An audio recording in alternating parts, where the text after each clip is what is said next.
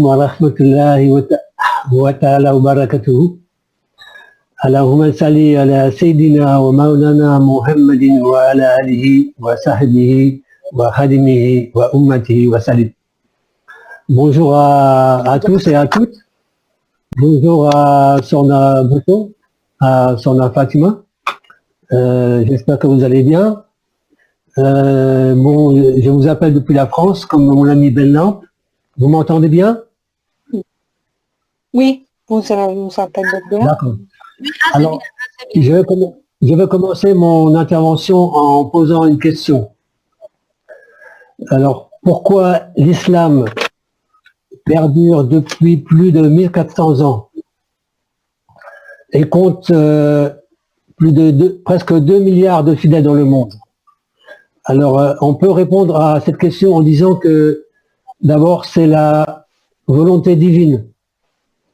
C'est aussi l'exemplarité du prophète Mohammed sallallahu alayhi wa sallam. Et pour nous qui sommes des mourites, c'est l'exemple de Cheikh Ahmadou Bamba Khadim Rassoul et je dirais de son plus fidèle disciple, Cheikh Ibra Fall. C'est ça l'exemple le plus marquant du mouridisme. Et je vais commencer mon intervention par un hadith qui est connu, qui est rapporté par Abu Huraira,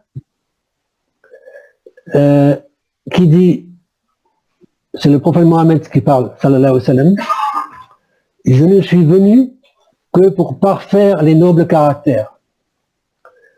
Alors si on écoute ce hadith et on essaye de le méditer, on peut dire que toute la mission du prophète Mohammed sallallahu alayhi wa sallam, qui a duré 23 années, se résume au fait de parfaire la noblesse de caractère. On peut prendre comme exemple les qualités du prophète ou les vertus du prophète sallallahu alayhi wa sallam. Il y a la clémence, il y a le sens du pardon, la générosité, l'honnêteté, l'humilité et la patience. En fait, pour chacune de ces qualités qui constituent la noblesse de caractère chez l'homme, il y a des attributs divins qui appartiennent d'abord à Allah, subhanahu wa ta'ala. En fait, Allah, subhanahu wa ta'ala, il aime retrouver, chez ses créatures, il aime retrouver ce qui lui appartient, ce qui appartient à lui. Et en fait, c'est ça la noblesse de caractère. En fait, si je devais résumer, la noblesse de caractère, c'est être conforme à ce qu'Allah est. Et si on est conforme en tant qu'être humain à ce que Allah est, on sera conforme à ce qu'il aime. Je vais prendre un exemple. La générosité, qui est un attribut de Dieu. Le généreux. En arabe, on dit Al-Karim. Alors en fait, nous les humains, on pense que être généreux, c'est donner aux pauvres et faire des gestes comme ça. En fait, le but, l'objectif du croyant, c'est pas de donner aux pauvres. L'objectif, en fait, pour être généreux, c'est pour être conforme à la nature d'Allah et de ses attributs. C'est ça la finalité, en fait. Donner aux pauvres, c'est juste un moyen. Mais la finalité, c'est d'être conforme à la volonté d'Allah et ses attributs pour se rapprocher de lui. Allah est généreux. Il aime la générosité. Et c'est pour ça que nous, les êtres humains, devons être généreux. Allah, il n'a besoin de personne. Le don que le serviteur fait, c'est de croire que cela vient d'Allah, lui-même. Nous ne sommes que des intermédiaires de la générosité d'Allah.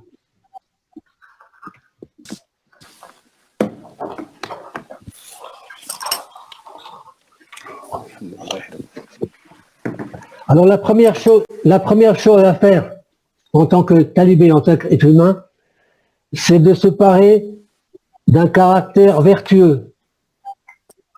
Alors, il y a certaines qualités qui sont en nous. On a des choses qui sont naturelles quand on est, quand on fait les premiers pas sur Terre, on a des qualités qui ont été transmises par nos parents, par exemple. Alors, je prends l'exemple de nous qui sommes des gens convertis à l'islam, qui ne sommes pas nés dans la religion. Bon, on n'a pas fait d'efforts pour être des musulmans. C'est la grâce divine qui nous a amenés vers Allah. Donc, on n'a pas fait d'efforts. On n'a pas de mérite à ça, en fait. C'est Dieu qui nous a choisis, c'est tout.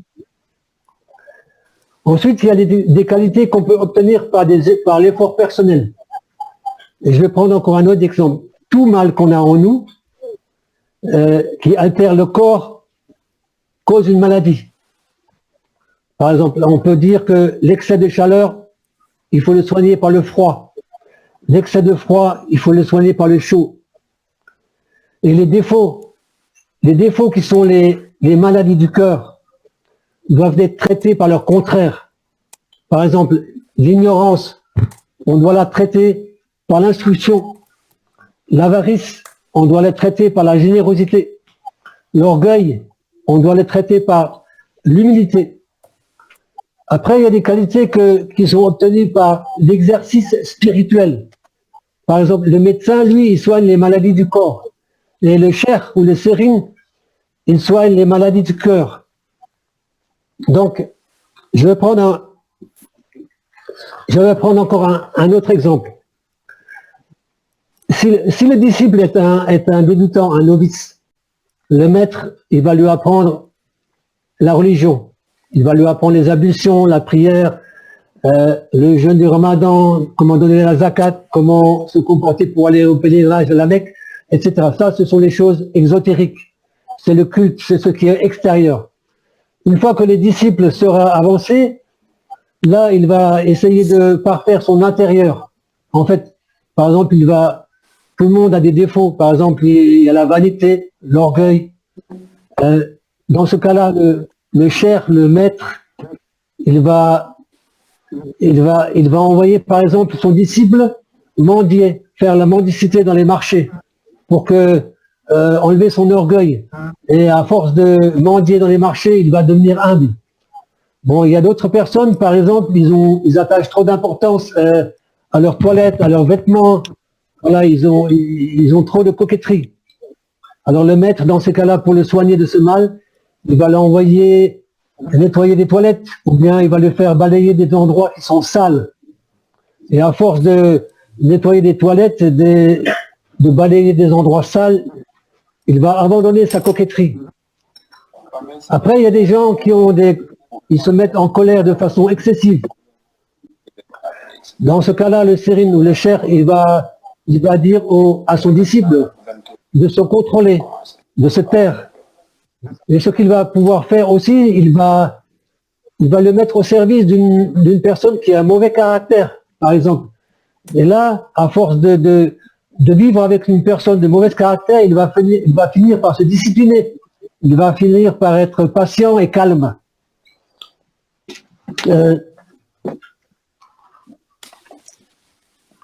Bon,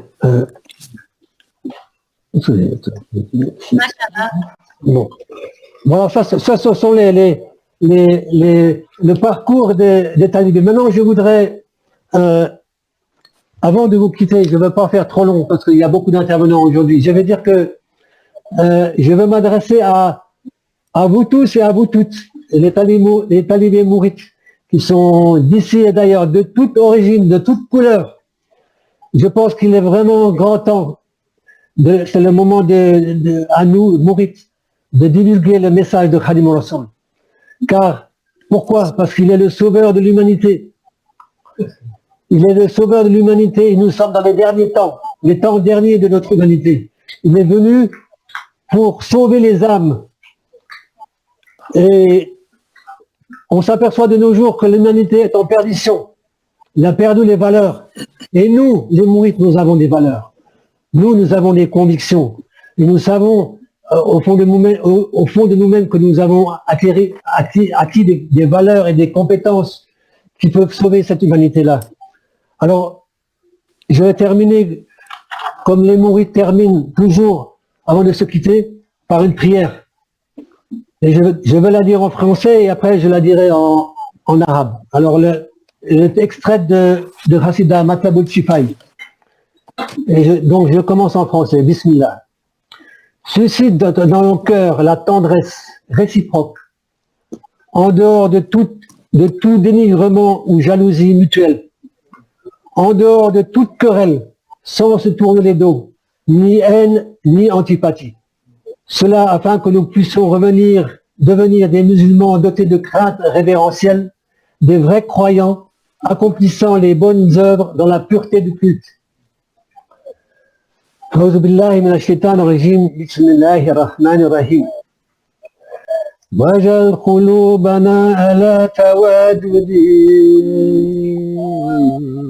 بلا تنازع ولا تحاسد ولا تهاسن ولا تنابر ولا تناهد ولا تنافر حتى نسير المسلمين هاشمين ومؤمنين مخلصين صالحين سبحان ربك رب العزة عما يصفون والسلام على المرسلين والحمد لله رب العالمين. Jërëjëf Serigne Touba, jërëjëf Serigne Touba, jërëjëf Serigne Touba.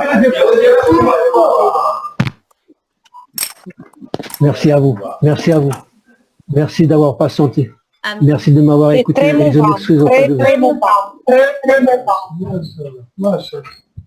Merci beaucoup, merci beaucoup notre frère. Merci pour ce discours très fort et très intéressant.